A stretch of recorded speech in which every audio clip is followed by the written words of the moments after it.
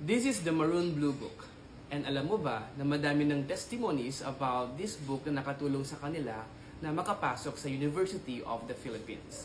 Gaya ng mga comments na ito, yan, at yan. So ikaw ba ay nakapag-register na sa UPCAT or the University of the Philippines College Admission Test? So kung hindi pa, you have until March 30. By the way, ano ba yung content ng Maroon Blue Book natin? So kapag bumili ka, ito po yung matatanggap nating box at naka-cover din po yan. So let me walk through to you the content of this Maroon Blue Book.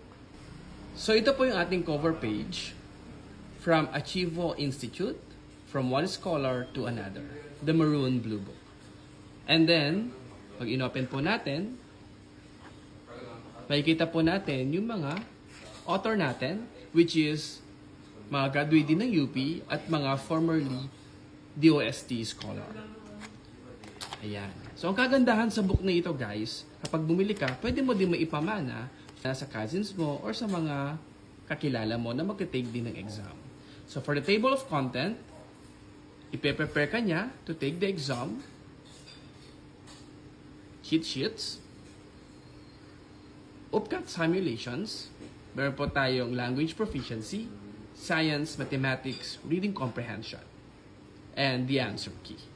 Isa pa sa nagustuhan ko sa book nating Maroon Blue Book is bago ka dalhin sa ating mga sample questions, i-review ka muna niya from different topics. Yung po yung tinatawag nating cheat sheets. So for example, we have here mathematics.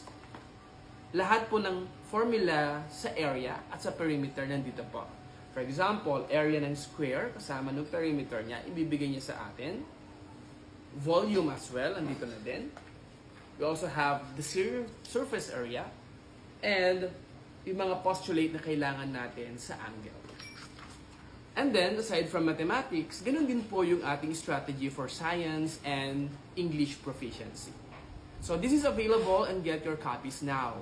Madami na nakabili and kukunti na lang po ulit yung stocks. From Archivo Institute, this is the Maroon Blue Book. At ito po yung ating back page.